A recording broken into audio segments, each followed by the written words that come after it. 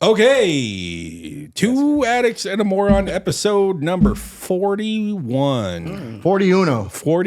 As I said it so eloquently earlier. 41. Yeah. We are back right? in this mug. No, it's not right. I don't know. I was like, cool. You know how to say 41? That's like Ocho Cinco. That's not right either. But it sounds good. Yeah, I mean, that sounds cool. I think 41 should be the new Spanish 41. 41. That's not how you say 85? No. I never knew that. That's how you say 8 and 5. I literally fucking never knew that. I was like, dude, this dude came up with something great. No. Did you know that rabbits don't lay eggs, or did you believe the fucking Cadbury egg commercials? No, but here's a funny. At work the other day, I found out that chickens have white meat and dark meat. Oh, yeah. I didn't fucking know this. Have you never been to a Church's Chicken? No, or Popeyes? So no, listen. Every time they ever ask me, I always feel uncomfortable because I'm like, I'm not racist. What the fuck? Right? Like, Yeah. No way. I swear to God, if I'm lying, I'm dying. I thought it was a racist comment. You want white or brown? And I'm like, Oh white, my white or God. dark meat? And I'm like, I don't care, whatever. Why does it matter, bro? And Why does it matter? I literally have went 44 years thinking there's white chickens and there's dark chickens. Wait, shout out for you for championing diversity in the chicken community. I know, dude. That's what's up, man. I've always thought, like, dude, y'all are racist. I don't care. Just fucking give me whatever color you want. Just give me a fucking chicken. And they call me didn't the know. moron. Wow. They call me the moron. And I didn't know that chickens laid eggs without fucking. That's the other thing. I found that out when I was like 42. Did I tell you that? No. Yeah, so one of my homegirls had a chicken, and she's like, yeah, we got to go eat the egg. I'm like, where's the rooster that's fucking it? And she's like, no, chickens don't. I didn't know that. Wait, chickens don't have sex? Yeah. Well, no, they do, but they can lay eggs without fucking. Well, can't everyone lay eggs without fucking? Wouldn't that I can't. I mean, wouldn't that disrupt the egg dropping process if they were fucking while the egg drops? look, man. What is going on? So here? apparently the egg that they drop doesn't have a baby in it, unless and that one has a baby in it, right? Oh, Yes. So yeah, so That's correct. Yeah, I didn't know that. so kind of like shooting blanks, but they come in the form of an egg. Sure. Perfect. Yeah. Yeah, that's This a big, is that's a big blank. this is the science section of Two Addicts Right, and a Moron. and that's the that we're eggs going we can through right eat. now. Oh, you can't eat the ones with the baby in it? You can. Oh, That's a delicacy. They let it kind of become a baby, and then they fucking like that's kind of fucked up. that. It's gross. You should get on the same government watch list that So I'm on yeah, and so YouTube I didn't that. know that the yellow was. I always thought there was just a baby in the egg, and we got the egg before the baby came. Oh my god! Oh God. Oh God. This is what. Yeah. Cool, So we got some good fucking shorts right there. yeah, we've turned into Bill Nye the Science Guy over here at Two Addicts and a Moron. We're educating people right Might now. be one addict, one moron, and I don't an think we're idiot. educating that many people. One addict, one moron, and a fucking idiot. I don't think we're educating anybody right Stew now. boy. Yeah, a stupid Yeah. boy. Stupid boy. Yeah. Perfect. Well, Oh man. we're back and we are gearing up for episode 41. We keep knocking these things down like always and having a blast doing it. And we have a special guest. Before I get there, though, we're going to introduce him last, but in the middle, Joey the Moron. To the left, JFK. Oh, my bad. Is that your real initials? No, well, it's my new initials. Oh, let's go with okay. that. Fuck All it. right. Jacob Fierro Klein. Oh, yeah, there you go. JFK. Yeah. No, but J Klein. Let's go. Sorry. Mike Stewboy, addict meth, GHB.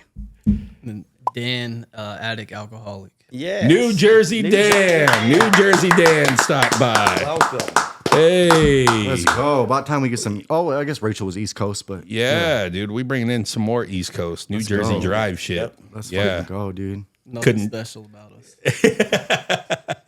And we just lost all the viewers. from New Yeah, Jersey. yeah. Shout out New Jersey. Yeah, what a shout out. Don't No. listen. We love y'all. Yeah, and a term of endearment for all of our Newark's people a in big, Jersey. big New spot Jersey. for us. Newark. Oh, yeah, yeah. I love Jersey. Yeah. Yeah. We need to go Especially visit Newark. Newark and Patterson. We should do a podcast there. Oh, my God, that would be genius. Wasn't Ruben Patterson? Where was he from? You know Ruben Patterson? The Hurricane? Denzel Washington played him? I don't He was know from where- Baltimore, I think. No, he was from New Jersey. Really? Somewhere. You don't know? We're really fucking up the trivia. The only Ruben I know is stuttered. Yeah, real shit. Hey, shout out Ruben Stutter. Man. Yeah, man. I fuck with You Ruben know, it Stutter. always pays to come in second place in fucking American Idol. Yeah. Yeah, thanks, Dan, for pointing that out. No problem. All right. Well, Dan is a friend of ours. This might be the first time where I've had somebody sitting in that seat that I have cardinal knowledge of, because I've gotten to know you here over about a year or so, I guess. You know, pretty close to it, and honored to have you on, man. Thanks for stopping by and sharing this. But when did you get sober? Oh, How so long? my sobriety date is April 27th, 2019. Hey, Nice, let's go. Let's go. Thank you. So that's like 5 years. 5 Five years. and a Creeping half, up on 5.5. Okay, yeah, creeping up on 6. Yeah, that math. And what was the DOC? It depends on what part of my active addiction. Okay, But like at the end, it was heroin and crack. heroin and crack. I did not know that about you. Yeah, I could see the crack on you. You still see it? yeah. Get close, you can smell it too.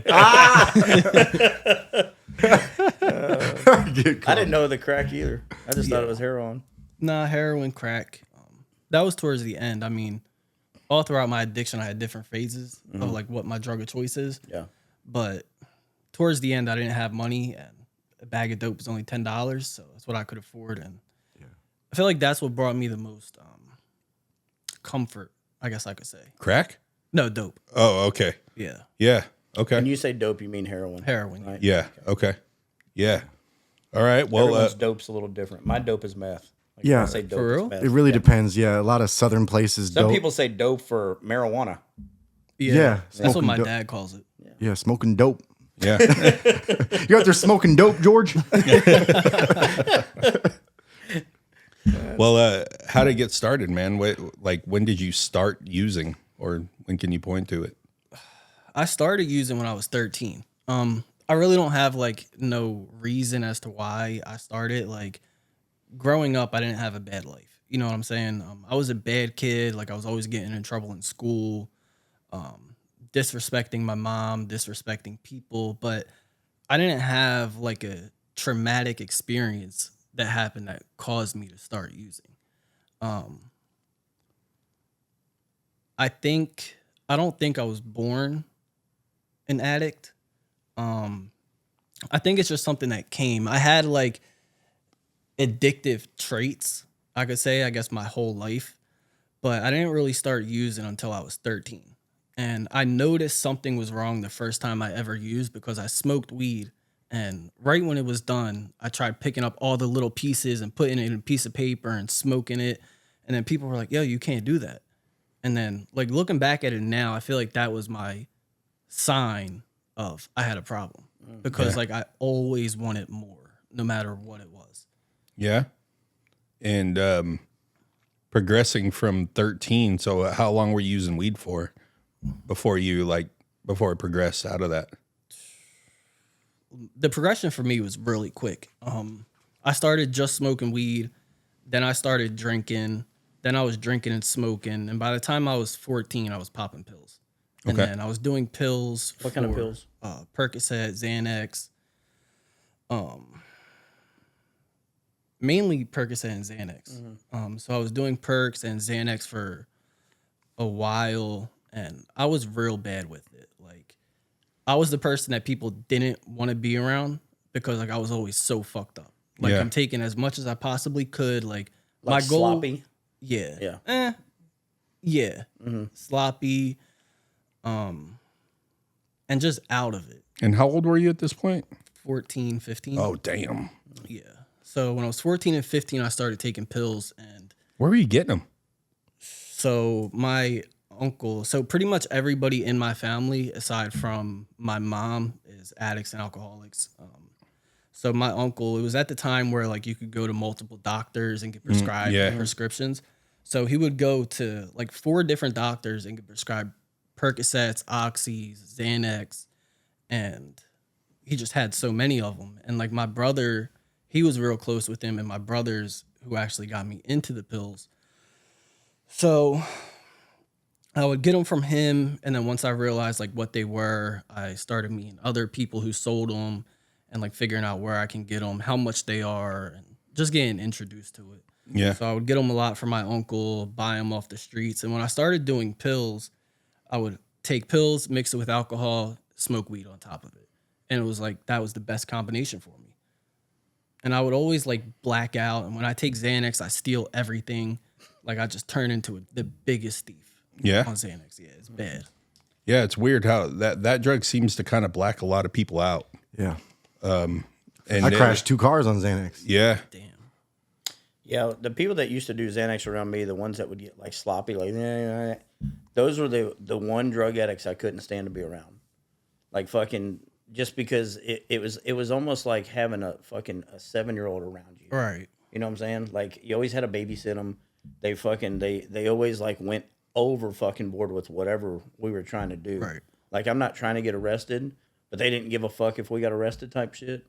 Yeah, that's was my experience with people. Now some people can take Xanax and not do that. Yeah. But most people like fucking they would take Xanax and they would just fucking be blah, blah, blah. Yeah. I was able to function on them, but there are some times where like I just overdid it. Mm-hmm. And then, like I said, like it was fun to me to take a bunch of Xanax and then just go rob cars at night.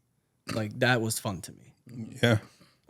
It's a hell of a hobby, dude. Yeah, for sure. Yeah. And I would always go to CVS, steal a Red Bull, Snickers, and beef jerky. And that was like, and I was good with it. And then you had diarrhea right after that. Yeah. It's a vicious fucking combination of eating, dude. Like, washing my fucking What's your Snickers diet and plan? Fucking Red Bull, Snickers, and fucking beef jerky. we'll wash my beef jerky and Snickers down with a Red Bull and then rocket Yoo-hoo out of my bottom and keep this cycle going. Yeah. Exploding Dude, diarrhea. that like you're just talking about that giving me heartburn and shit. I'm like, anyway, so you're 14, you're robbing cars, beef jerky, Snickers, Red Bulls, and where does it go from there? So before we get into that, I got another question. So you said, home life was pretty good. Yeah. Were you ever getting caught?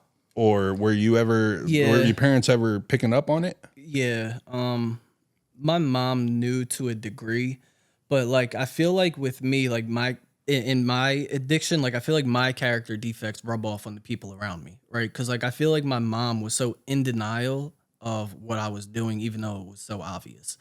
My dad, he wasn't really around at first when I was using, unless like I needed money. He was off with his other family, and so it was just my mom, and she knew what I was doing, but she didn't know like the severity of it at the time.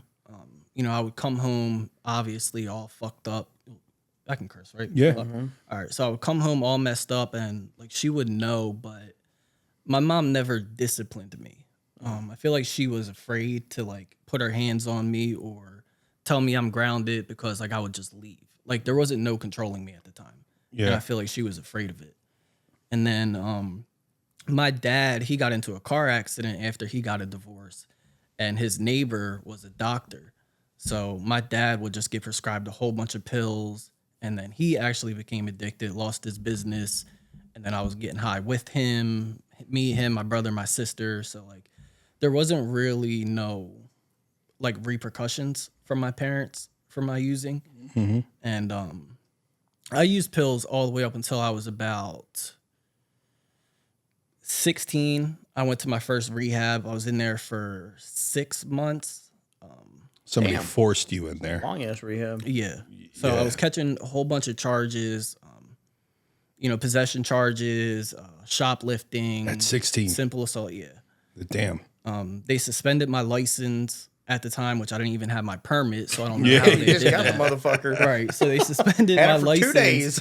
when I was 16. I didn't end up getting my license until 2.5 years ago. So 26 is when I first learned how to drive, got a car, and got my license. Damn. Yeah, it's crazy.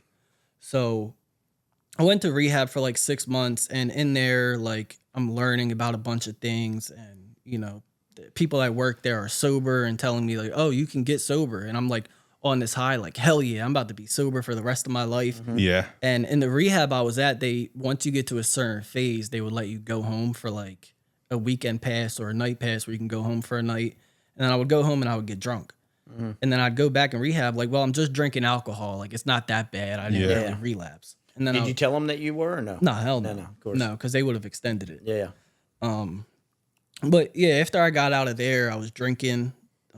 And in my justification, like, it's just alcohol. I'm not smoking weed. I'm not taking pills. Like, I'm sober. Yeah. And that didn't last very long. I think I did that for probably about 6 months and then was back to the pills. And like, for me, like, I've tried to get sober so many times, right? And I feel like every time I get sober and I go back and I relapse, it's always so much worse. Like, it's so much worse. Yeah. I got this fucking lisp, so No, dude. y'all hear I love it. I fucking hate I it. think it's I great. don't think you can hear it. No, man. And if you're making fun of him for having it, fuck you. Yeah. Real shit. Real shit. But It's from all the drug use, okay? Yeah. literally. So after I got out, I started doing pills again, and I did that, and then I was in and out of jail, in and out of rehabs, trying to get sober, just like this constant cycle, right? And then I got addicted to the pills. I didn't know like being addicted to pills was a real thing. I just thought it was like I didn't know like what the signs were that you were addicted, right? Yeah. And then I would wake up one morning and I would feel sick, like, damn, why is my back and my legs hurt? Right. Like, I can't sleep at night. Like, I'm throwing up. Like, what the hell's going on? And I remember my dad told me, like, oh, you're going through withdrawal. I'm like, no, I'm not. Like, there's no way me is addicted to pills. Yeah. And then he was like, here, take this. And I took it and I felt better right away. And I'm like, oh shit, like, I really might be addicted. Yeah. And then at that point, like, it was just continuing with the pills. And then I remember one night, like, the pills started to get expensive, right? Like, I wasn't working. I had no way to get money. The only way I was getting money is if I'm going out and I'm stealing from a store, or I'm beating people, or I'm manipulating my mom into giving me money, or like, those were the only ways I was able to get high. And Was it because the pills, what are they, the pill mills? Is it because the doctors and shit stopped giving them out so easy? yeah, so they stopped giving They them kinda out, and stopped then, that shit. yeah, and then like the people just started upping the price. So paying $25 for one pill just started to become like $1 a impossible milligram. for me. Yeah, it was Real insane. shit. And Oxy 80 was like $80, right? Is that what it's called? Yeah, generally, yeah, 50 to 80. Yeah, that's crazy. But that, I mean, that's an interesting point, because that's why people start running to heroin, Right. Right. right? Like, I mean, Bless you. the actual real heroin, Yeah. because that seemed to, I mean, that shutting down the pill mill stuff seemed to really do wonders for the heroin business. Dude. especially, Especially like where we're from. I'm from the Midwest. You're from Okay. East Coast. It's just not the same like it is down here. Heroin's really big up there, right? It's just it's a different ball game and landscape. Like you can get a pack, $5, $10. Yeah. Get a bundle is it for strong? 100. Is it stronger up there too? Well, it's a different form. It's a different. Yeah, isn't it is like stronger. powder form? Yeah, Isn't it powder? yeah, Yeah, it's powder. And here it's tar, right? yeah. up right. there, like, they put a lot of fentanyl. Like, they Even put back then? yeah. Oh, really? Like, fentanyl in the dope, there's fentanyl in the pills. Like, you can't buy real pills anymore. I mean, you can, but the odds of it are slim. Especially like where I'm from. Like, there's so many people talking about the pressed pills and, you know, how they're putting fentanyl in it. And it's just, I don't know. Like, now it's not like how it was when I was using. You know what I'm saying? Like, I feel like it's a lot worse now for the people Yeah. that are still out there using. Yeah, I feel like if you're using now, it's like you're really playing Russian roulette with fentanyl. Yeah. Yeah. Because they're literally, it's just not pills and heroin that they're putting it in. They're putting in, I mean, we know someone who lost their son because they put it in his weed. well, and you know, our friend Tanya, Yeah. she lost her fiance, you know, and she really has no idea what he was taking What it or came what he from. was doing. Yeah. But I mean, that's just the toxicology report that came back was it was fentanyl and carfentanil. I feel like some of these famous people that you see all of a sudden just pass away and they don't know how. I feel like that's probably a lot of the case is they did this or that and fucking they just got hit with some fentanyl. Right. When you were using with you said your dad, your sister, and your brother. Yeah, my uncle. And your own, so you're the whole family besides mom. Besides pretty my much. mom, yeah. Really? Is your brother and sister younger or older? They're both older than me. They're both older. Yeah. So like you're the little one, and y'all are all just using as a family. Yeah. Wow. Yeah, pretty much. I mean, I've heard. you of say that. that there's like, I mean, you say there's no traumatic experience that launched you into this, man. But I mean, and I'm not going to speak for you, but it's just a question, I guess. But you had two different households, Right. as a kid. I mean, that could be rough, you know, that could be real rough. And that can, and you clearly using, and your mom not wanting to address it. I mean, that's a common tale too. Yeah. Is parents don't want to admit that their baby boy or baby girl is using drugs. They the dark hidden corner of something, right? Yeah. So, I mean, you had a perfect storm. You had a real perfect storm around. Let's take a pause. Take a pause. Why'd you do that, dude? Bro. Take a pause. The dog fucking moaned. I thought one of y'all farted. I did too. I did too. All I heard was. I was like, Yeah. do it again. That's Yeah. what I looked at Jake like, did you fucking bust Yeah. ass? I thought somebody did too. Hey, way to ruin the moment. I looked at him. He looked at me. I'm like, fuck, I can't hold this thing, bro. I saw them looking and giggling, and then they I thought went. it came from Then I me. looked That's at why I you, looked and we back were all over like, there. somebody And I looked wanted. at JP. I apologize. My dog's normally outside for this, but it's raining outside, so he's in this kennel behind the wall. And fucking, yeah. I thought one of y'all farted. Yeah, dude. I say keep it in. Fuck it. No, don't keep that in. Yeah, that'd be fun. It will be funny. All right. So All right. we weren't laughing at your family situation. Yeah. Nah, you're good. No, Pretty sure a dog farted back there. Yeah. So I say that to say that you were Not a normal upbringing. Right. Yeah. Like if you're using with your family. Not Right. saying anything about your family. Yeah, no, you're good. And then like with your mom, like I get it. Like being a dad, like if my daughter's using, do I want to address it? Of course I do. But if she's gonna get pissed and just run off and fucking take off, it's like at least your mom knew that Right. you're coming home, Right. Whereas if she says something to you, you might fucking just say fuck it, I'm out. which creates kind of a perfect storm. Yeah. For a user, right? I Or got all the somebody who's freedom. addicted. Now you have freedom. You have no consequence, and then you go to the other place where you're supposed to be supervised, and clearly you're not. Right. Right.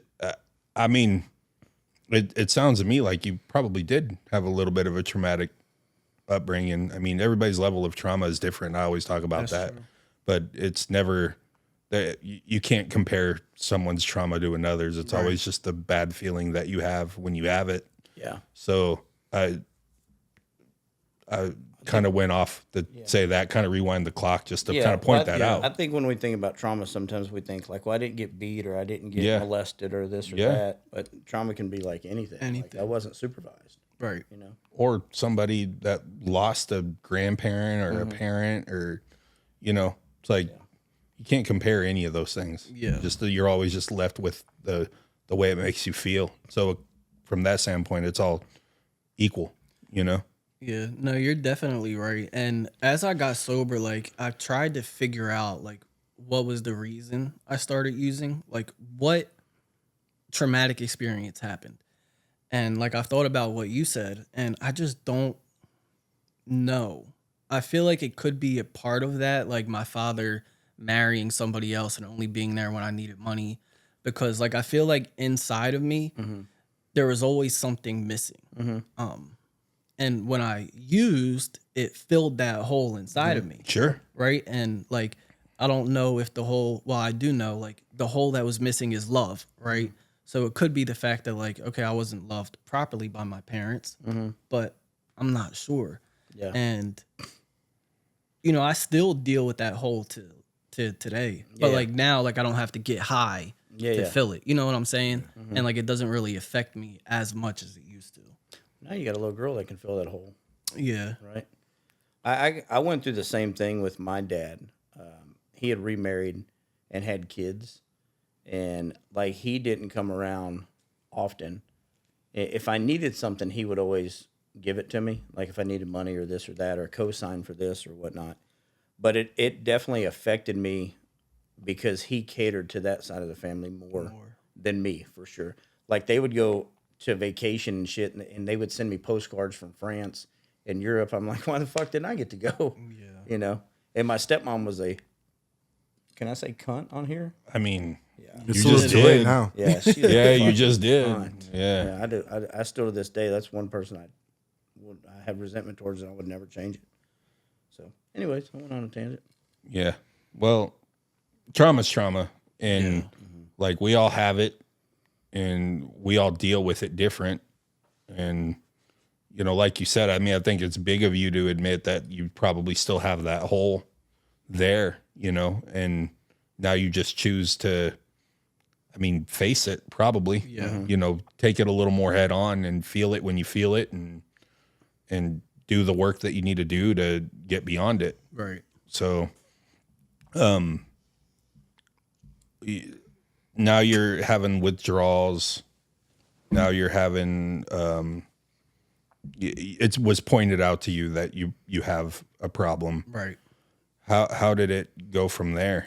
At that point, it was over. I was going to get high no matter what I had to do. Now you knew there's physical repercussion to it. Yeah. Like I was not going to be sick, right? Yeah. I didn't care who I had to rob. I didn't care who I had to bully. I didn't, and like me, like I'm not a bully, right? But like when I'm using, like I would bully my mom, and normally like I wouldn't want to speak about it, right? But like I was able to make amends to my mom. I know that she forgives me for it. And if there's people watching who are like going through these things, like I want them to know that like I relate. You know what I'm saying? For sure. So like I would bully my mom, and looking back now, like I feel so bad, right? But I would bully her. I would fucking go to 7-Eleven, steal lottery tickets from behind there. Like no matter what I had to do to get high, I was going to get it. And I remember I gave my brother money one night to go get a Percocet, and he came back with a bag. And he was like, "Here's just like a Percocet." I'm Okay. like, "What is it?" He's like, "It's heroin." I'm like, "All right, fuck it." And like me, right, when I'm using, I always compare myself to people. Like at first it was like, I'm just smoking weed. I'm not that bad. Yeah. All right, I'm just popping pills. I'm not that bad. I'm drinking. drinking. I'm not, it's cool. Yeah. Yeah. I'm drinking and snorting pills now. Like, I'm not that bad. Next thing you know, I'm shooting heroin, smoking crack, and I'm like, damn, I might be that bad. Yeah. And so when my brother introduced me to heroin, like I did it, and then I was like, fuck, like $10 can go a long way. Like I only need a little bit at a time. Yeah. And at that point, it was over. How old were you? At that point, I was 20. 20. Yeah, 20. And I started doing heroin.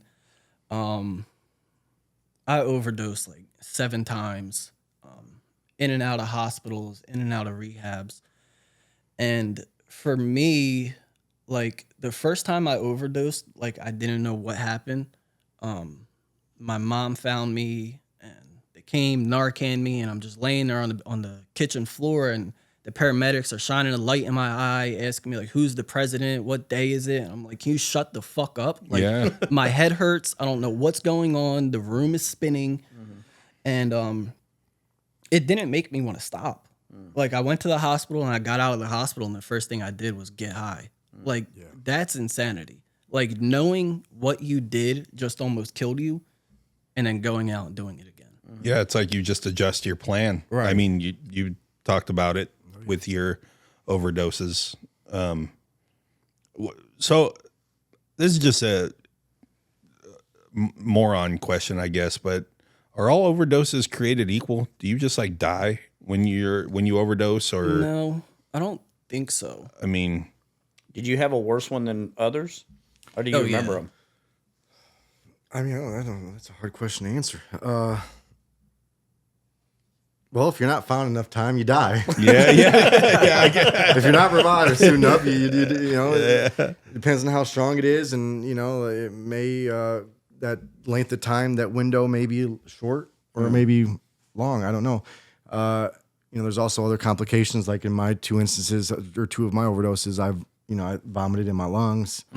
Yeah. So that's a whole thing. But I mean, before fentanyl, it used to be I mean, I'm not trying to minimize it, but like when you overdose on heroin, you just fucking,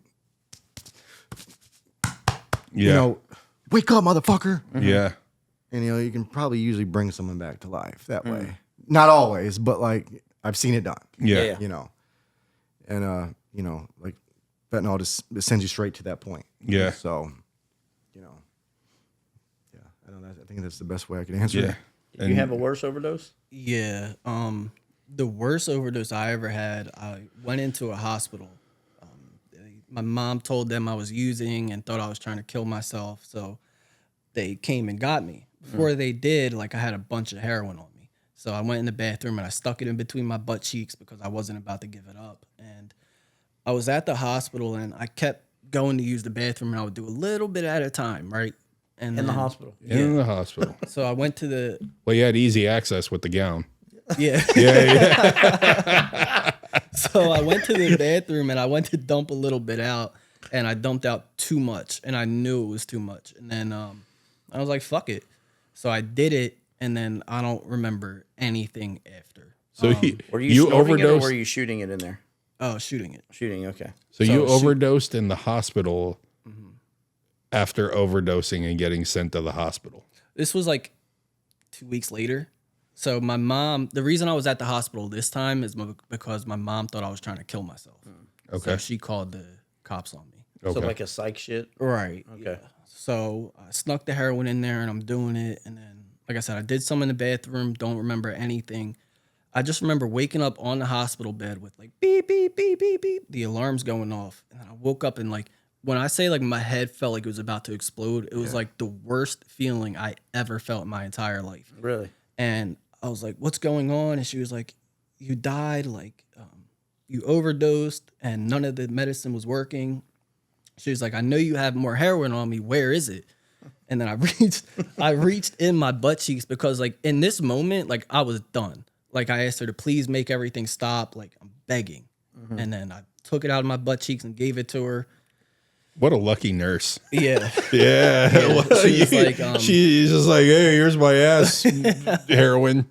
Yeah. yeah, she took it though. I'm sure. And then she was like, is there any more? I'm like, no, this is it. And then right afterwards, I was like, why the fuck did I just do it? But like the feelings I felt coming out of that overdose was the worst physical feelings I've ever felt in my entire life. So I'd say that was the worst one. Yeah. I remember one time, this was like a couple months after I tried to get sober, and I got sober for like 30 days. And me, my brother, and my sister were staying at my mom's. And I'm staying in my room, listening to music. I ordered food, and I went downstairs to grab the food. And then I was like, Jim, like that's my brother's name, so I'm calling for him, and nobody answered. I'm like, huh? I'm like, all right, Gina, like my sister. Nobody answered. I'm like, what the hell? So I walk upstairs and I look, and my brother's overdosed on the couch with like foam coming out of his mouth. Oh, shit. And I'm like, what the fuck? So I'm trying to find my sister, and it's like the living room here, and then a little hallway, kitchen, and then the back door where like you could smoke. So I went and I opened the back door, and when I opened the back door, my sister's body just fell. And my sister was overdosed. So Holy shit. in my head, like in that moment, like everybody in the house is dead. So I'm calling 911 and the phone isn't ringing, like 911 isn't answering. I'm running downstairs to the pizza shop that was down there for them to call. And then like 5 minutes went by and they finally answered the phone. And then they came, Narcaned them both, brought them both back to life. But that was probably the scariest like That had to situation feel I've ever been. that had to feel like hours, dude.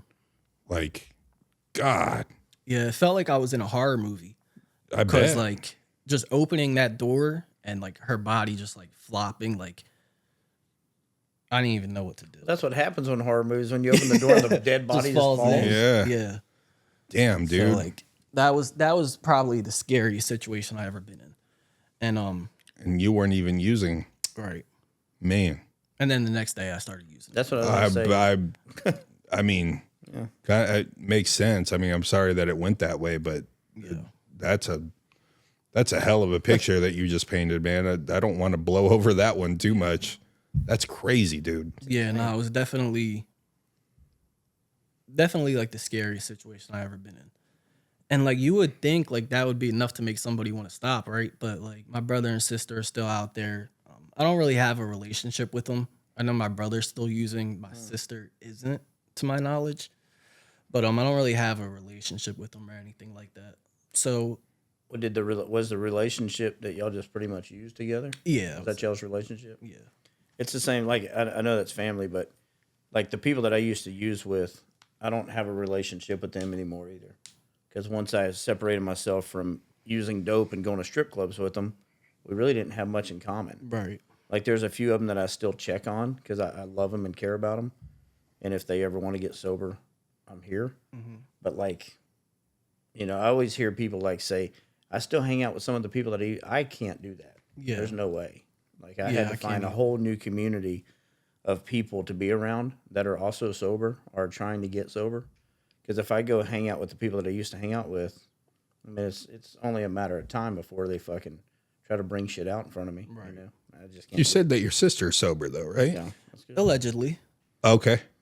So, I don't know how true it is. I think she is because like I talk to her here and there. okay. But I think she is. Okay. But I'm not 100%. All right. But like I talk to her more now than even when we were using together. So like the relationship, I guess, is trying to work itself out. I guess she just had a kid. I just had a kid. So like we're trying to, You have a common connection there. yeah. So her and my mom actually want to come out here this month for the kids to spend time with each other. Because my mom's still in Jersey, so she wants to come here spend time with my daughter. So I'm gonna fly both of them out at some point this month. Well, that's good, man. Yeah. Yeah, I'm glad to hear that. And I mean, I hope that she is all right. I hope she is sober. That'd be dope. Yeah, for sure. But you So gonna say something? yeah, I want overdosing hospitals now. Are you getting close to? I mean, I know you're. How old are you? I'm 28 now. Okay, I so ain't saying that. I feel like I'm getting old. How old were you at this time? 20 still or 21? 20 still. damn, and so you said crack was kind of where it ended, Yeah. right? Like, so talk about the bridge into crack. So I was using at that time for a while. And then I went to a rehab. I got locked up at first. So I was going to buy some drugs and it was the winter time and a cop pulled me over, arrested me because he found it. And they took me to the police station. And mind you, like I'm living in an abandoned house right now. Like I don't have no shower. So I probably haven't showered in like 2.5 weeks. Yeah. Right? Like I'm wearing the same socks that I've been wearing, the same shirt, same pants, boxers, everything. So this cop takes me to the police station and he's like, all right, so we're going to strip search you to make sure you don't have anything more on you. Did you have some more in your butt cheeks? No, not this Okay, time. okay. So he ends up strip searching me, right? And he's like, all right, take your shoes, your socks off. And I'm like, all right. So I take my shoes and my socks off, right? Yeah. And the cop down the hallway, he's like, what the fuck is that smell? so I'm sitting in this holding cell, right? And I'm so fucking embarrassed at this point, right? Because like I smell it myself. You know, like when stinky people like can't smell that they stink? yeah. That's how I was. So I'm sitting in there. He's like, what the fuck is that smell? I'm like, look, like I'm living in an abandoned house, like I haven't showered. And he's like, man, put your socks and shoes back on. Like they didn't even want to strip search me anymore. So they ended up locking me up because I had a warrant. So I went to jail for like 30 days. And then I went to a rehab for 6 months.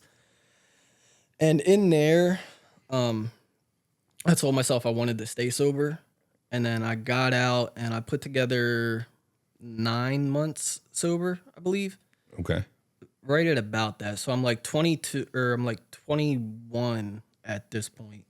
And I got into a relationship with somebody and, you know, she caught me using, kicked me out, whatever. So I'm back homeless again and I still got this vicious drug problem, right? So I go to rehab and I'm like a curious addict, right? Like when I get out of rehab, I just want to ask the dealer if he has anything just to see like what he's still doing. Yeah. Oh, I'm the And- same way. Yeah. That's crazy, Feel me? bro. Yes, that's Like, crazy. all right, I'm not going to get high, but I just want to see like what kind does he have? Like, Yeah. is he still in business? Bro, I would get sober for like a week or two, and I'd be like, man, I don't know, maybe I might want to use again. Let me just call my guy just to make sure he doesn't change his number, because my guys would change their number like every 3 months. So Yeah. if you Let it fucking go, I'm missed, still around. you missed out. You miss out, and I'm like, I Right. can't lose that fucking number. And so I'll just call. Hey, I'm just checking in. Yeah. Hi. You're good. Uh-huh. Where you at? I'm on the way. Yeah. That's literally how it would go. Yep, that's so I crazy. would call them just to see if they have anything, and next thing you know, I'm buying more from them, and I'm doing it right. And then my brother, no, actually it wasn't him. So I was getting high with somebody, and they pulled out a pipe and they started smoking crack. I'm like, "What's that?" He's like, "Crack." I'm like, fuck it, let me get some. Yeah. So I end up doing that. And when I did it, it was like I could do this and then do this, and I get this feeling. Yeah. So I started doing that. And then back when, like before I got sober this time, it was 2019, I was smoking crack, shooting dope, homeless, nowhere to go. My mom had a restraining order on me. My girlfriend had a restraining order on me. So like nobody wanted anything to do with me. And I fucking continued to use, and then I went to rehab, got out, got high, went to rehab, got out, got high, went to rehab, AMA, got high. I was in 6 rehabs in about 3 months' time. Damn. And in jails in between that, obviously, overdoses, a couple of them. So it was just like this never ending cycle. And I was getting tired of it, but like I couldn't stop getting high. Like no matter what I tried to do, like I couldn't stop. I remember my mom took me to buy. She didn't know what I was doing, but when we got there, she realized what it was doing. And she was in the passenger seat and she's crying like, please don't go do this. And like I genuinely felt bad inside, but I told her like I have no choice. And I went and I had to get it. And that's what I feel like. Actually, I'm gonna wait to say that because I had a question for you I wanted to ask you. Like, what are your thoughts on people that say addiction is a choice and it's not a disease? Go ahead, Jake. Yeah. You looked at you first, man. Like, It definitely is a disease. However, like, I think there's a difference though when it comes to like, if you give someone heroin, 9 times out of 10, you're probably gonna get addicted to heroin because that's a powerfully addictive substance. Right. You know, I mean, yeah, it's a disease. Yeah. I think it's a disease too.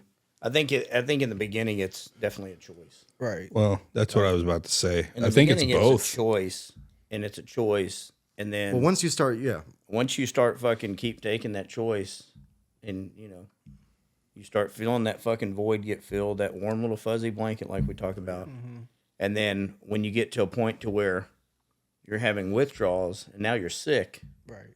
then it becomes a disease, I believe, because it's like, and what's crazy is y'all both have done heroin, and I've heard you talk about it. I'm not fucking getting sick.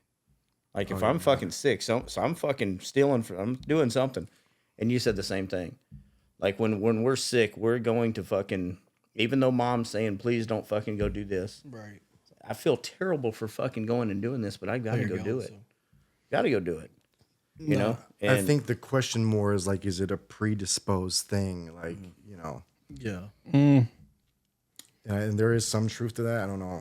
Maybe it can be both. maybe a little bit, but it's still because how many people that we've had sit here tell us that, you know, they watched their parent or a brother go through it and I don't want to do that. And then they end up doing it. I mean, one person that jumps out to me is Jenna.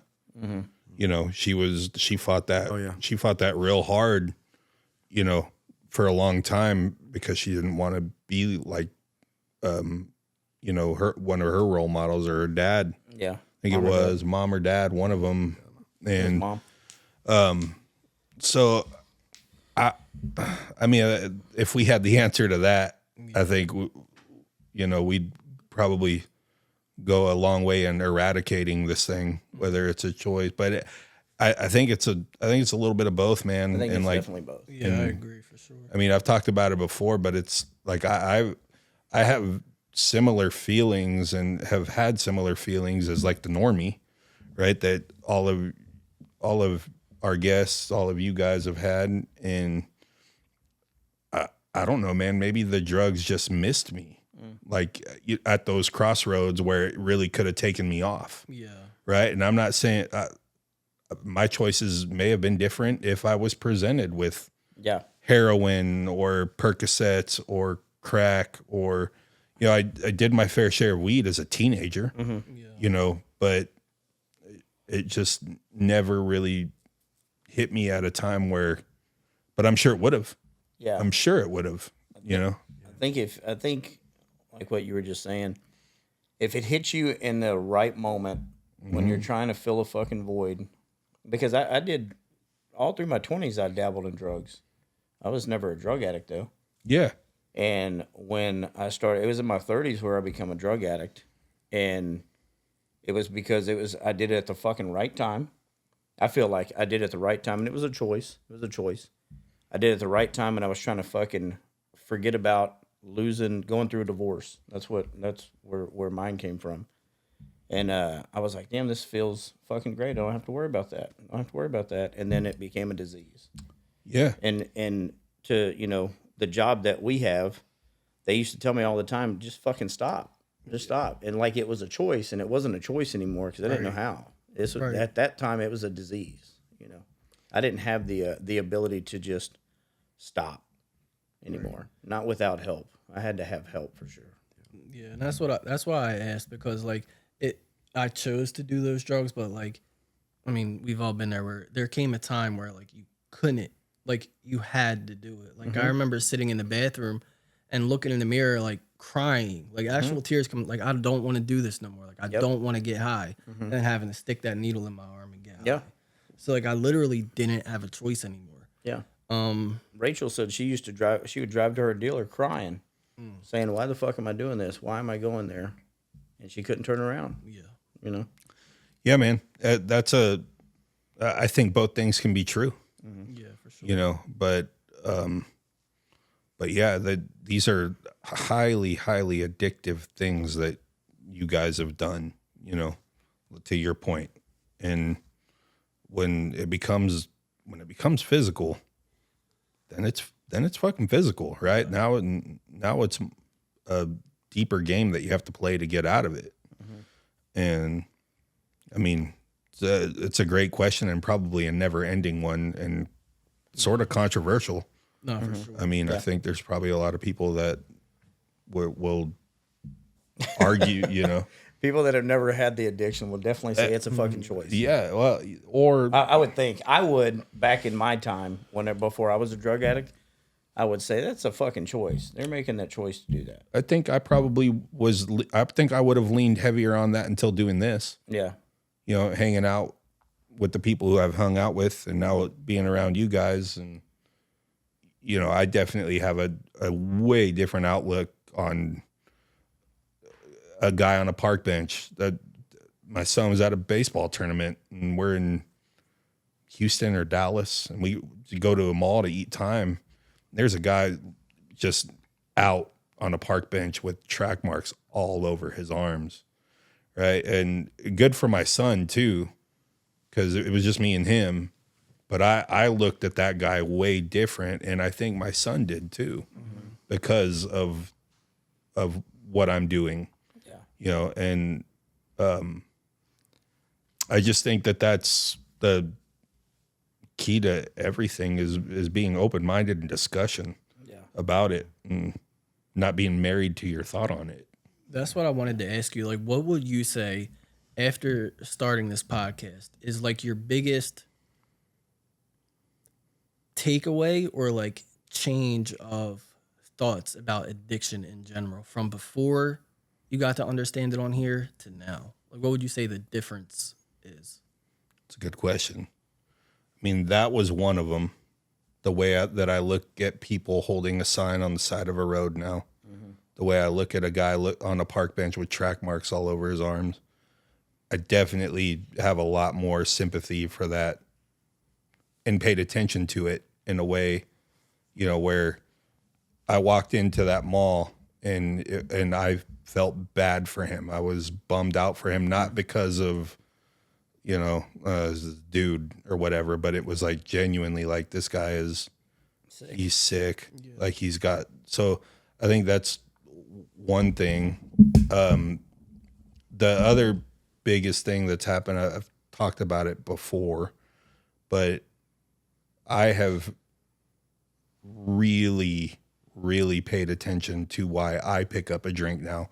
Alcohol is still something that I do. I don't mess with any drugs recreationally or anything like that. But I do drink.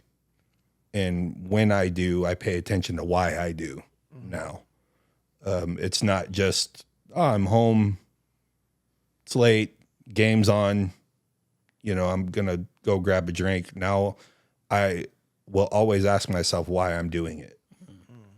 And if there's ever a reason for it, whether I'm happy, sad, or whatever, I won't do it.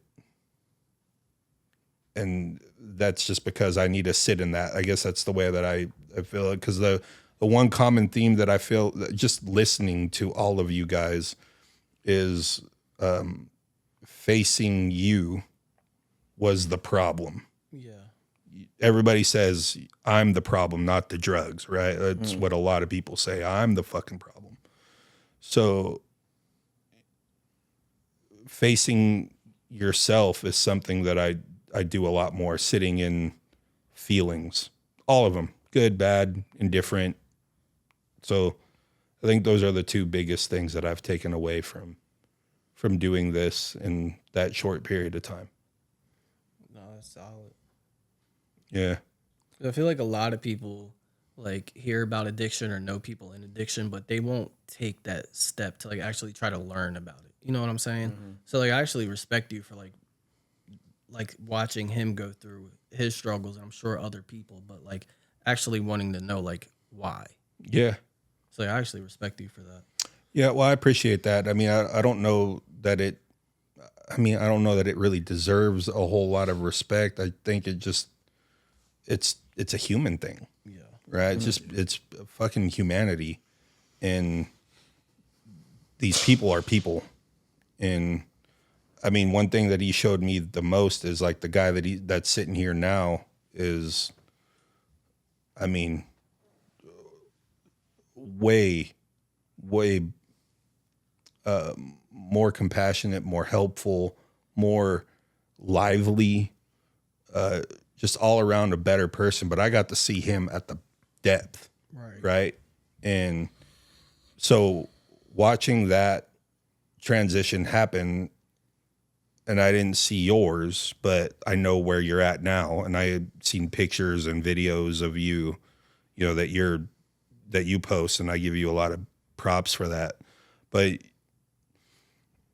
knowing that on the other side of those videos and that addiction and where this guy was at the bottom are these guys that can go out and fucking help a lot of people. That's really what it becomes all about, sitting in my seat, understanding. I don't know that we ever will understand, because the depths of why somebody's going to pick up and use is so different. Again, the trauma, and then comparing, and then I feel bad. But yeah, man, it's just, I mean, I appreciate you saying that, but I think just a lot more people just need to be a lot more human, especially when it comes to this thing, man. It's rough. I know it's self-inflicted and all of that, but it's bad. Yeah. When I see people on the road now, like my daughter, anytime we see someone that's homeless, she's like, "Can we give them money?" And if I have it, we always do. And one thing that I do different now is in my addiction, I used to always give money off to people because I felt like I was doing God's work, and like you won't judge me as bad. But when I do it now, I always take the time and tell them, you know, hey, my name is Mike. What's your name? Blah blah blah. And you know, sometimes I'll talk to them about my recovery, and or sometimes I'll just ask, like, where are you from? Like, what are you doing down here? You know, and I don't and she's actually helped me with that because she knows that her dad, I wasn't homeless, but her dad was that bad off, you know, and she's very well aware of it. And I just have so much compassion and grace for him now, you know, like she'll say, what are they on, Dad? And I'm like, I don't know, baby, but they're really sick. Like they're just really sick. And we'll say, well, you know, let's say a prayer for them and hope that, you know, they can get better, like Dad got better. Yeah, I have more compassion for sure. And hopefully people that watch this podcast that don't have addictions but know somebody that is going through it can develop that same compassion for them. Because I think that, you know, it is a sickness. It is a disease. The best thing about the evidence on this podcast is everybody that's been on here has overcame that disease. We can definitely beat it. There's a light at the end of the tunnel. So. Yeah, and a lot of these people have been to the depths, man. Homeless. I mean, Lost damn near everything. Lost so much of their lives, you know, and still come out on the other side of it, just gearing up and ready to go, and with the most some of the most positive people ever, you know. So. And you're another one of them. I never really asked you much detail about your addiction. I knew that you struggled with it. I knew that it was a thing, but never talked to you much about it. Right. So I'm really glad to learn what I've learned about you. When did you get sober? Well, like what was the path to sobriety for you? So right before I got sober, I got locked up again, and the cop was like, "You're going to tell me where you're getting all this shit from." And I'm sitting in a holding cell, and I'm going through withdrawals, and in my mind, it was like, okay, I'm about to beat the cop. So he gave me money to go buy from people, and I would do all the heroin and put a little bit of like instant mashed potatoes in a bag and give it to them. So I was beating this cop for like 2 weeks, and then he finally like caught on and tested it that it was fake. And, you know, he had no proof of showing me. And I remember I went to a rehab. I got out because they couldn't extend me for as long as they originally wanted to. And I stayed the night at my mom's house, and I had to get high one more time. You know, like if you're going to rehab, like you have to do it one more time, right? Mm-hmm. And I didn't have no money. My mom wasn't giving it to me. I had no shoes. All I had was a Levi jean jacket. And I called my dealer. He said he'll give me 2 bags for it. So I went, sold him my Levi jean jacket, went to rehab the next morning, did the rest of it, and I've been sober ever since. You know, like when I went to rehab this time, I didn't have an intention of staying sober.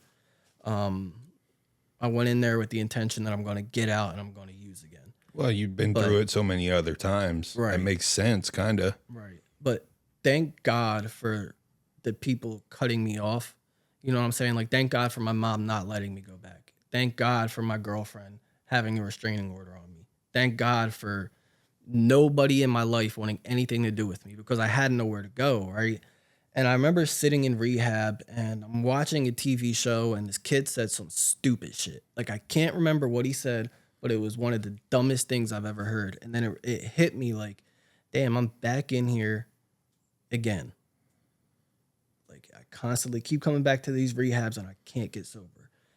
And at that point, I was like, you know, I'm going to do whatever they tell me. So they told me to go to a sober living house. And then I said, no, I'm not going to do whatever they tell me. Yeah. So I tried manipulating my mom and it didn't work. And then I finally just surrendered. I was like, you know, whatever's going to happen, it's going to play out the way it's supposed to. So I went to this sober living house and it was the best thing that could have happened to me. I was surrounded by people who were happy, surrounded by people that were actually sober, people that held me accountable and told me the things that I need to hear and not what I want to hear. And like those are the kind of people that I try to keep in my life today. Like I don't want no yes men around me because like I look for people to co-sign my bullshit all the time, right? Yeah, we all do. Right. And if I have those people around me, like I'm not going to be a good person because like I thought when I was using, like I would get sober and I'd be perfectly fine, right? But like I'm still fucked up. Like even with 5.5 years sober, like I have fucked up thoughts. If I'm not working on myself or working on my program, I do fucked up things. I look for things outside of myself to make me feel better. I look for validation. I get trapped in lust, like all of these things to fill this hole that's still inside of me, right? That we talked about earlier. And when I'm not working on a program or I'm not, can I say to God? Yeah, of Yeah. course. Or I'm not in contact with a higher power, I can be all of those things and I can still be a terrible person today. You know, I still act out, but like I'm more aware now of like why I do things, like what are my intentions. And I try to be this way all the time. Like I see a girl coming, am I holding the door because I want to be a nice person or am I holding the door because I want to look at her butt? Yeah. You know what I'm saying? And I really have to check myself on those things. Both things can be true, man. Right. So, Like, but like today I just try to be a good person. You know, I try to do things and not reap a reward. Like normally I'd be like, all right, I'll do this for you, but you have to give me something in advance. But like today I don't do that. You know, this past year has been one of the most difficult years that I had to go through.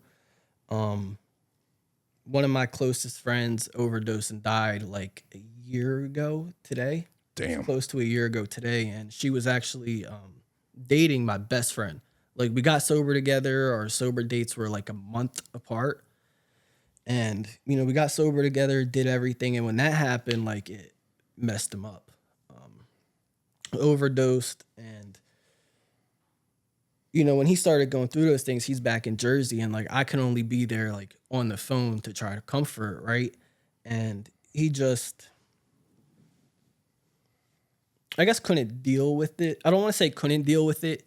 Didn't want to be with himself and deal with the emotions that came with losing his girlfriend. Sure. You know, like getting sober for me, I'm sure you guys too, like you develop a network and like you develop like coping mechanisms on how to get through shit sober. Yeah. And he just wasn't doing it. And I remember I was on the phone with him one morning and I was on my way into work and it was like 7:30, he called me, said he's back smoking crack in a hotel room. Oh, it's just crack. Like, I'm not doing heroin. Yeah. Like, I'm not going to die, nothing. And, like, being in this, like, you guys know the signs, right? Because, like, it's happened to you. Like, you know when somebody relapses, how it goes, because, like, we've seen this cycle so many times. And I was driving into work, and I'm on the phone with him, and I started crying. I'm like, yo, the next time I come to Jersey is going to be for your funeral. He's like, nah, no, it's not. Like, I promise I'm okay. I'm going to go into rehab today. And I told him, I was like, look, I'm going into work. Like, I'm going to call you back in a little bit. And 2 hours later, he was dead. Fuck, man. For some reason, like, I didn't call him back that day. I don't know why. And, like, I still beat myself up about it a little bit. But I try not to because, like, I know that everything happens for a reason. And, like, I'll kill myself trying to figure out, like, what that reason is, right? I just trust that God has a plan for all of us. And, you know, that was the most difficult thing that I've ever went through because he was the godfather to my daughter. Didn't get a chance to meet her. He was your best friend, right? Yeah, he was my best friend. Like, I talk to him every day. Like, there's times where I get in the car now and I'm like, all right, let me call him. And it's like, oh, fuck, like, I can't.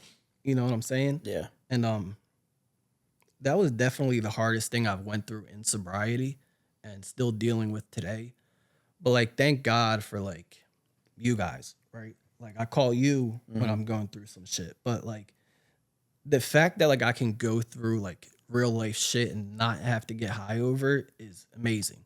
Like if I stub my toe, oh shit, I got to get high. Yeah. Yeah. That's how it used to be. Anything that is a minor inconvenience to me. Yeah. Like like I have to get high over it. But like, you know, today, like I've been blessed with like the weapons, right? Like I don't have to use over any circumstances. And I remember when I got sober this time, like I had so many reservations as to like when I was going to get high.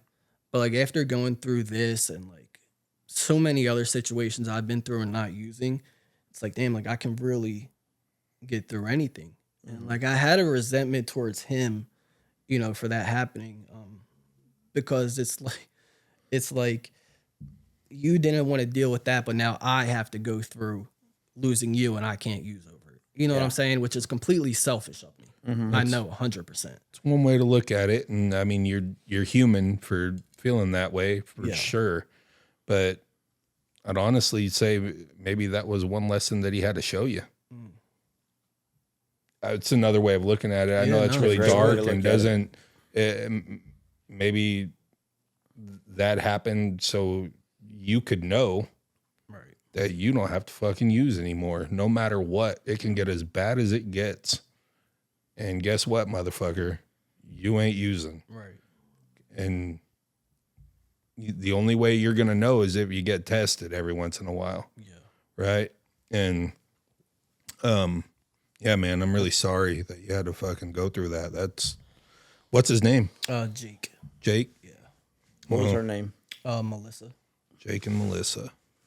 Yeah, they had like Jake had like 4.5 years sober, almost 5 years, and then she had like just celebrated 3 years, like a week before she passed.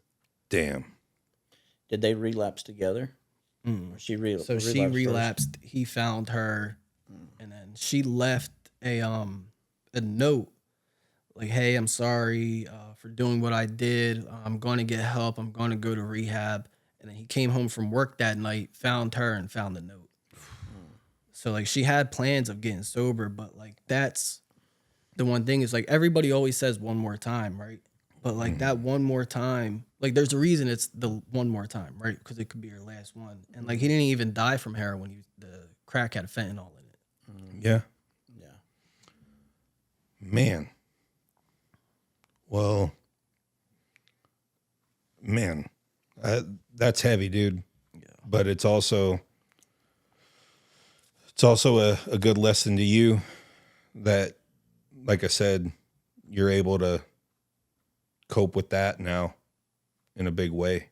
And you don't have to use or run back. And that shows a lot about where you're at in your sobriety.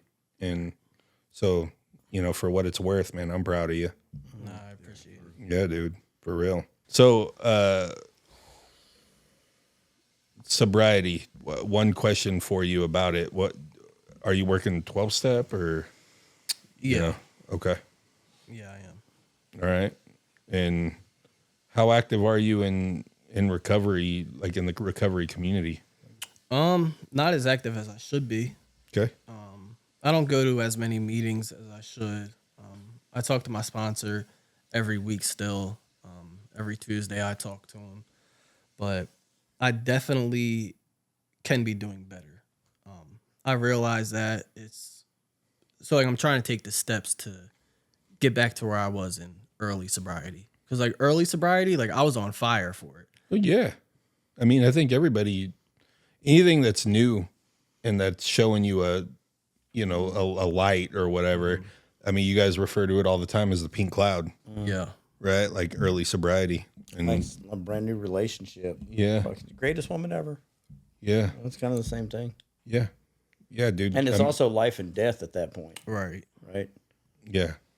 So, yeah, I mean, I think it's always good to be reminded of, you know, what got you there, the feeling that got you there. Yeah. Kind of in anything that you do, really, like anything that you're passionate about. You know, I was talking to Joe about this not that long ago, but it just, you know, being in a little bit of a rut or whatever. And it's like, remember why you do what you do. And we were having this conversation for each other. You know, it was just, why are you doing it? And remember the way you felt when you started to do it, right. And the joy that brings you. And I mean, you can't be stopped. Yeah. You can't be stopped, and no matter what it is. So, I mean, Good for you. So before we end, we skipped the moment of silence, and I feel like it was God that made us do that because it's an anniversary of your losing your buddy, right? So Close to it, yeah, I mean, so you brought that up maybe to bring a bigger highlight to Kate and Jake. Melissa and Jake. Melissa and Jake. Okay. Well, Jay Clown, let's do this at the end right now. Yeah, I was wondering how we were gonna work that out. I was like, then you already read my mind. Yeah, We're yeah, in sync, baby. yeah, We're in dude. sync. We're Fucking Justin Yeah. Timberlake. yeah, I don't know any of the other names. yeah. Joey Fatone. Whatever. Yeah, But yeah, let's do that. yeah. Jake and Melissa. Yes. Since we weren't able to do this in the beginning, but we will not forget. Let us do it right now. Let's take a moment of silence. Let us remember Melissa and Jake, the addict that's still out there suffering, the friends and family members that are struggling and suffering with them, and all the other unfortunate addicts that weren't able to be with us here tonight. Let's take a moment of silence.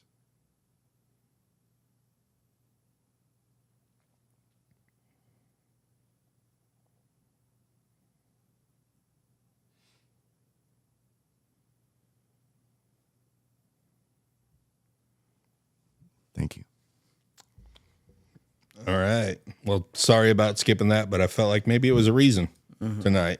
You know, it was a heavy thing that you shared at the end. But New Jersey Dan, you know, me and Mike are real fond of you. We love you to death, and I love you all too. we're really, really happy that to have you on and share this. And I learned a lot about you, you know. So thank you very much for coming on and sharing that story, dude. There's a lot happening in it. And I want to ask one thing. go ahead. You're a dad now. Talk a little bit about that in sobriety, being a dad. Because there's a lot of parents out there that lose their kids in this. Yeah. And a lot of them that their kids are still waiting for them to get sober. My daughter did it for 6 years. Yeah. So talk about how the sober Dan being a dad and how that's changed you. It's the second best thing that's ever happened to me. Obviously, getting sober is number one because without that, I wouldn't have my daughter. You wouldn't be a good dad. It's Yeah. right. You know, being able to be present, know that God willing, she'll never have to see me go through that. It's definitely difficult also, just because like now when I make a decision, like I can't make it based in self. Like there's other people that I have to take into consideration, and being the person that takes care of myself, my daughter, her mom, like just being somebody that people like actually depend on is like something that like I've never experienced, because you couldn't depend on me to be at a certain place at a certain time when I was using. But just being like responsible for people now, can be difficult, but like I'm extremely grateful for it because it makes me go harder. It makes me do the things that I don't want to do just to put her in a good position. But being a father, it's like the best thing. Like I want more kids, but not right this second. Yeah. It's the biggest why that you could probably have. I say it all the time, but it's like if it was responsible for me to do so, I'd have a shit ton of kids. It's the funnest thing I've ever done. Yeah. And at the end of the day, it's the only thing that I've ever done that I really feel good at, you know? So yeah. Yeah. I mean, this too. Sure. But, but yeah, I mean that it's crazy how selfish you realize you are Right. until you have a fucking kid, man. Yeah. It's like, it's wild. And then you're like, I actually love something more than me. Yeah. Something so little. too. Yeah. So wild. Yeah. It's crazy. Like you love that little person more than anyone that you've ever loved. Yes. Like people that you've known for 28 years. It's like, I love this person more than you. Yeah. It's insane. Yeah. At first, I didn't when I first had her, like I didn't feel that fatherly love. You know what I'm saying? I don't know if you guys went through. I talked to other fathers and like they said they didn't. And then I think around like when she turned like 7 months is when it hit me like, fuck, like I have a daughter. And then it's like, I love this little girl. Like I'll do anything for her. But like the first 6 months, like, Yeah, they're like, a blob of the shit. fuck? Yeah, they're just fucking laying there all the time. Like Yeah. you don't do anything. You're just just got to wipe your ass and Literally. like make sure I don't make Change too your much diaper. noise around Yeah. you. And Now fucking- I can't leave the store without buying her something. yeah, dude. If I go in there for anything, I Like always gotta it buy makes her sense. Like 6-7 months, it's where they like kind of develop a little personality and shit. They're smiling at you. They're able to hold their own head up and do all the cool stuff. And then they become 22 years old and 16 years old. But you're gonna blink. Both of y'all are gonna blink, and that shit's gonna happen. And I'm getting close to I'm closer to having fucking grandchildren right now than you know what I mean. Yeah. So that's a something thought to me. And my dad came on a couple weeks ago, and he said one thing to me when I had my daughter, and I think both of my kids, and I was an all right kid. I put my parents through a little bit of hell, but he was like, you know what, those two right there made you worth it. Yeah. So it was like a whole nother like love for that to happen. So I look forward to that. Not anytime fucking soon. Ryan and Jesse James. All right. Jesse James, Dad. Yeah. Oh, shit. Yeah. Great job, Slugger. Yeah. Great. Sweet. Yeah. Good grand slam. Yeah. Yeah. So, Dan, how do people find you, dude? How do people find me? Yeah. Give them your social security number. Give them your fucking driver's license. 212. That's like, nah. My Instagram's DANNY_CARR_. Okay. And TikTok, Stepdaddy Dan. all right. Stepdaddy Dan. Yeah. Wow. This one's mine, but Okay. it used to be a stepdad. Okay. Yeah. All right. Cool. If you want to write your friends up there in memory of them, you absolutely can. Yeah, man. You signed the wall, but you're more than welcome to put them up there too, man. Love them to have them on the brick wall. But yeah, man. Thank you so much for stopping by, brother, and Thank sharing y'all your for having story. me. I appreciate it. Nah, man, it's awesome. And like I extend to everybody whenever they come on, doors always open to you. And if you need us for anything, we'll come running. But yeah, get to more meetings and shit, man. You got a hell of a story. You can help a lot of people, a lot more than you think. Yeah. And so episode 41 in the bag. And like, subscribe, notification bells, comment. We're on TikTok. We're on Instagram. We're on Facebook. We're on all of Let's get back on Twitter. things. Get our Twitter fired up. Okay. Our X, I'm sorry. Yeah, we're on X. Shout out Elon Musk. You're welcome to come on anytime you want Please, to, bro. man. Yeah.